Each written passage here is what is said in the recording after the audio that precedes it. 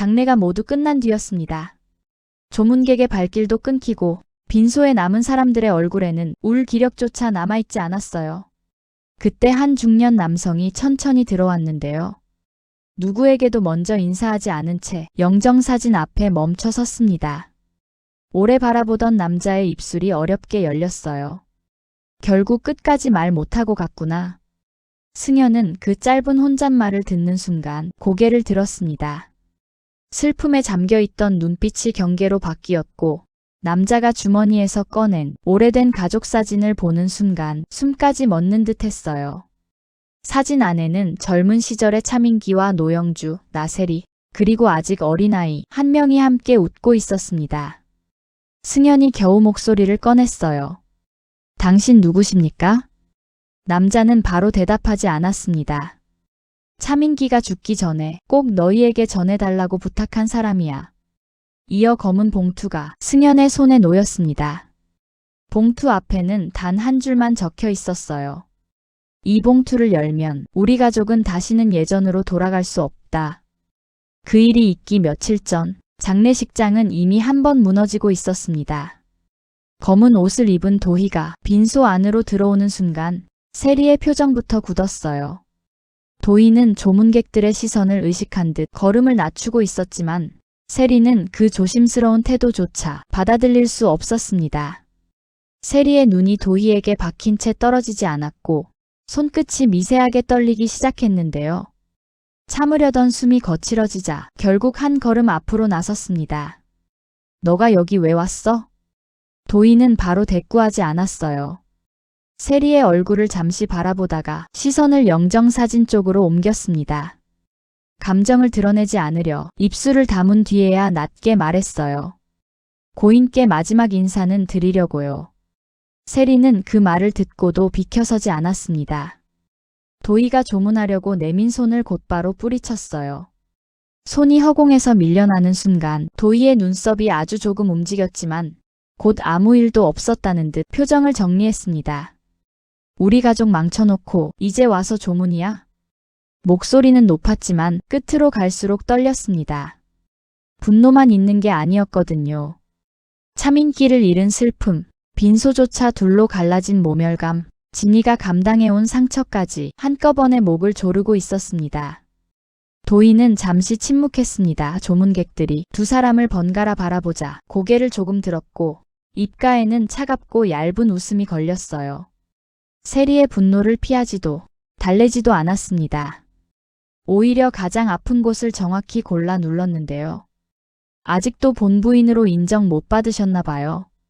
그 말이 떨어지자 빈소의 공기가 단숨에 식었습니다. 세리는 대꾸하려고 입을 열었지만 목소리가 바로 나오지 않았어요. 눈앞에 선 도희보다 그 말 자체가 더 잔인하게 느껴졌으니까요. 사람들의 시선이 자신과 영주, 두 개의 빈소, 그리고 차민기의 영정사진을 오가는 듯해 세리는 턱을 세게 다물었습니다. 그 틈을 지나 도희는 진이 앞에 멈췄어요. 일부러 가까이 다가간 뒤 다른 사람에게는 들리지 않을 만큼 목소리를 낮췄습니다. 너는 끝까지 불행한 인생이네. 진이는 처음에는 아무 반응도 보이지 않았는데요. 민기의 장례식장에서조차 자신을 찌르는 말을 듣고 있다는 사실이 믿기지 않는 듯 도희를 바라봤어요. 예전처럼 피하고 싶었고 아무 말 없이 견디면 지나갈 거라는 생각도 스쳤습니다. 하지만 이번에는 발이 뒤로 물러나지 않았어요. 도희가 그대로 지나가려는 순간 진이가 손목을 붙잡았습니다. 세게 당기지는 않았지만 놓칠 생각도 없어 보였어요. 도희는 예상하지 못했다는 듯 진이의 손과 얼굴을 번갈아 봤습니다. 진이의 눈에는 눈물이 맺혀 있었지만 시선은 흔들리지 않았어요. 이제 더는 안 참아. 짧은 말이었는데도 도희의 표정이 굳었습니다. 주변의 시선이 두 사람에게 모였습니다. 도희는 손목을 빼려다가 멈췄어요. 당황을 들키지 않으려 입꼬리를 올렸지만 웃음은 눈까지 닿지 않았습니다. 진이가 처음으로 공개된 자리에서 맞서고 있다는 사실이 불편한 듯 시선을 옆으로 돌렸는데요. 애써 태어난 얼굴을 만들수록 굳어진 턱이 더 선명하게 드러났습니다. 진이는 그런 모습을 놓치지 않았어요. 이전에는 자신만 두려워하고 있다고 생각했지만 지금은 도희 역시 흔들리고 있다는 걸 처음으로 바라봤습니다. 멀리 있던 지우는 처음부터 그 모습을 지켜보고 있었습니다. 도희가 세리를 자극하는 말도, 진이에게 다가가 낮게 속삭이는 태도도 모두 보았어요. 지우는 쉽게 끼어들지 않았습니다. 자신이 나서는 순간 진이가 더 난처해질 수도 있다는 생각에 발을 멈추고 있었는데요. 대신 도희의 표정과 진이의 반응을 하나도 놓치지 않았습니다. 지금까지 들었던 말과 눈앞의 장면이 서로 맞지 않는다는 의심이 점점 선명해졌어요. 도희가 자리를 떠난 뒤에야 지우는 진이에게 다가갔습니다. 진이는 방금 전까지 붙잡고 있던 손을 몸 옆으로 내린 채 손끝을 감추듯 주먹을 쥐고 있었어요. 지우는 바로 질문하지 못했습니다. 상처를 다시 들춰내는 말이 될 수 있다는 걸 알았기 때문인데요. 한동안 진이의 굳은 옆 얼굴을 바라보다가 조심스럽게 물었습니다. 학교 다닐 때도 저렇게 괴롭혔습니까? 진이는 지우를 보지 않았어요. 대답을 꺼내려는 듯 입술을 움직였지만 결국 아무 말도 하지 못했습니다. 그 침묵은 부정보다 무거웠습니다. 지우는 재촉하지 않았어요. 진이가 눈을 내리깔고 숨을 천천히 고르는 동안 기다렸습니다. 아무 말도 하지 않는 모습 속에서 오히려 답을 확인한 듯 지우의 눈빛이 달라졌는데요. 도희를 믿으려 했던 마음과 방금 본 장면 사이에서 망설임이 사라지고 있었습니다. 진이는 여전히 고개를 들지 않았지만 지우가 자신을 바라보는 시선이 이전과 달라졌다는 사실만은 느끼고 있었어요. 조문객들이 모두 떠난 밤, 영주는 혼자 세리의 빈소로 향했습니다.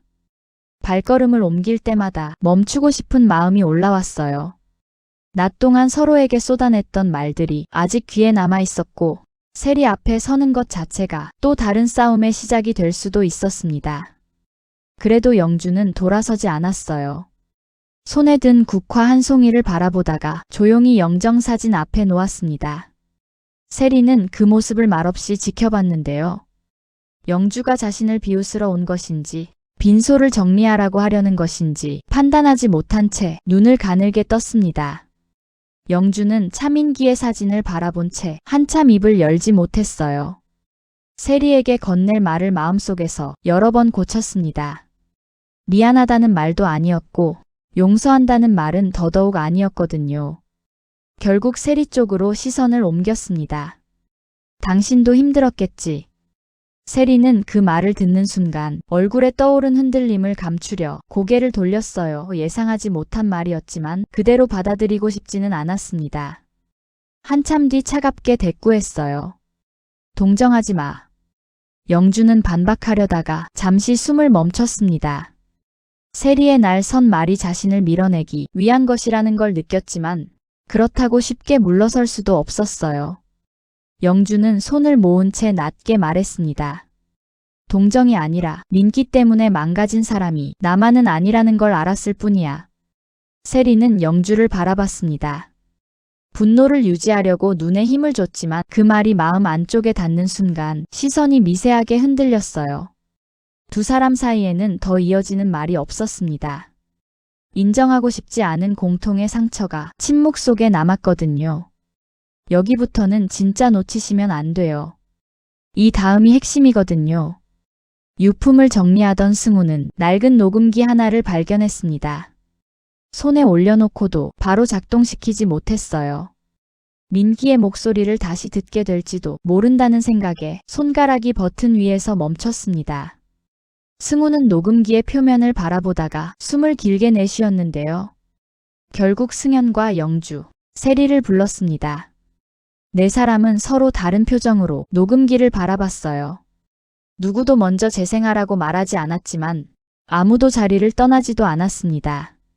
승우가 버튼을 누르자 잡음 뒤로 민기의 목소리가 흘러나왔어요. 혹시 내가 먼저 떠난다면. 그런데 민기의 말은 더 이어지지 않았습니다. 소리가 갑자기 끊겼고 빈 잡음만 짧게 남았어요. 네 사람 모두 움직이지 못한 채 녹음기를 바라봤습니다. 승우는 다시 버튼을 눌렀습니다. 처음으로 되돌려 듣고 끊긴 부분을 여러 번 확인했지만 결과는 같았어요. 민기의 목소리는 같은 자리에서 멈췄습니다. 승우의 눈빛에 슬픔 대신 의심이 번졌는데요. 녹음기를 뒤집어 살펴보다가 낮고 단단하게 말했습니다. 누가 일부러 지운 거야. 승현은 바로 대답하지 못했어요. 영주는 승우를 바라봤고 세리는 시선을 피했습니다. 누구도 무엇이 지워졌는지 알 수 없었지만 민기가 끝내 남기지 못한 말이 있다는 사실만은 분명해졌습니다. 그 무렵 마이는 장례식 사진을 SNS에 올렸습니다. 화면에 적힌 문장은 짧았어요. 우리 가족이 진짜 유족입니다. 마이는 게시 버튼을 누른 뒤에도 휴대폰에서 눈을 떼지 않았습니다. 자신이 한 행동이 무엇을 불러올지 모르는 표정은 아니었어요. 게시물은 빠르게 퍼졌고 반응이 이어질수록 마이의 얼굴에도 긴장이 스쳤습니다. 곧 기사까지 나오기 시작했는데요. 이미 사진과 문장은 캡처되어 여러 곳으로 옮겨지고 있었습니다. 세리는 퍼진 게시물을 확인한 순간 다시 분노했습니다. 휴대폰 화면을 쥔 손이 떨렸고 자신이 상주로 선 빈소와 가족 사진이 누군가의 판단거리로 소비되는 상황을 견디지 못했어요. 영주도 더는 가만히 있을 수 없었습니다. 승현을 바라보며 단호하게 말했어요. 당장 지우라고 해. 승현은 마이를 향해 돌아섰지만 바로 말을 꺼내지 못했습니다. 이미 되돌리기 어렵다는 걸 화면만 봐도 알 수 있었거든요. 마이가 게시물을 지운다 해도 캡처본은 남아 있었습니다. 영주는 휴대폰 화면을 내려다보다가 눈을 감았어요. 두 개의 빈소로 갈라진 상황이 이제 장례식장 밖까지 퍼졌다는 사실이 무겁게 눌렀습니다. 세리는 영주와 같은 화면을 보고 있었지만 느끼는 모멸감은 달랐어요. 누구의 가족이 진짜인지, 누가 상복을 입을 자격이 있는지 세상 사람들까지 끌어들인 것 같아 입술을 깨물었습니다. 승현은 두 사람 사이에서 아무 말도 하지 못했습니다. 지워도 사라지지 않는 문장처럼 가족들의 상처 역시 이미 너무 멀리 퍼져 있었으니까요. 장례가 끝난 뒤 찾아온 중년 남자는 그런 가족들 앞에 오래된 사진을 내밀었습니다. 승현은 사진 속 얼굴을 하나씩 확인했어요. 젊은 차민기와 영주, 세리, 그리고 어린아이를 바라볼수록 손에 힘이 들어갔습니다. 방금 전까지 녹음기에서 끊겨버린 민기의 목소리가 다시 떠올랐는데요. 남자가 다시 승현을 바라봤습니다. 차민기가 죽기 전에 꼭 너희에게 전해달라고 부탁한 사람이야. 이 봉투를 열면 우리 가족은 다시는 예전으로 돌아갈 수 없다. 승현의 시선이 그 문장에 멈췄습니다. 영주와 세리도 서로를 보지 않은 채 봉투만 바라봤고 승우는 입술을 굳게 다물었어요. 진이 역시 한 걸음 떨어진 자리에서 움직이지 못했습니다. 누구도 열라고 재촉하지 않았고 누구도 버리라고 말하지 못했는데요. 이미 두 개의 빈소와 끊긴 녹음, 오래된 사진을 지나온 가족들에게 그 봉투는 단순한 종이 한 장으로 보이지 않았습니다. 승현이 결국 봉투를 열지 못한 채 멈춰 서면서 차민기가 끝내 말하지 못한 비밀은 가족들 한가운데 그대로 남았습니다.